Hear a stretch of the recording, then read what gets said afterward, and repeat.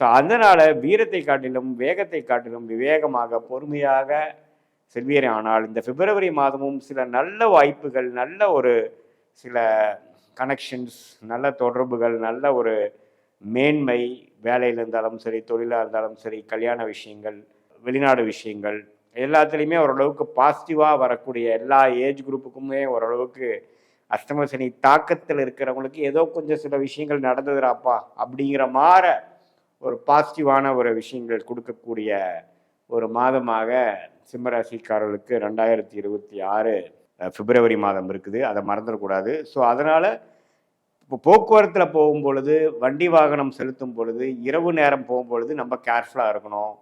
ஏதோ ஒரு நினச்சிட்டு போய் நம்ம மறந்துடக்கூடாது.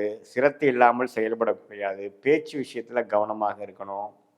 புதுசாக ஒரு நபரை மீட் பண்ணும் பொழுது அவங்களுடைய ட்ராக் ரெக்கார்டெல்லாம் செக் பண்ணிட்டு தான் நீங்கள் அவங்களுக்கு வேணுங்கிற பரிவர்த்தனையாக இருக்கட்டும், பணம் அனுப்புறதா இருக்கட்டும், கொடுக்கல் வாங்கலாக இருக்கட்டும், டக்குன்னு ஏதோ ஒரு ஆர்டர் கிடைக்குதே, ஒரு வாய்ப்பாக வருதேன்ட்டு நீங்கள் செயல்படக்கூடாது.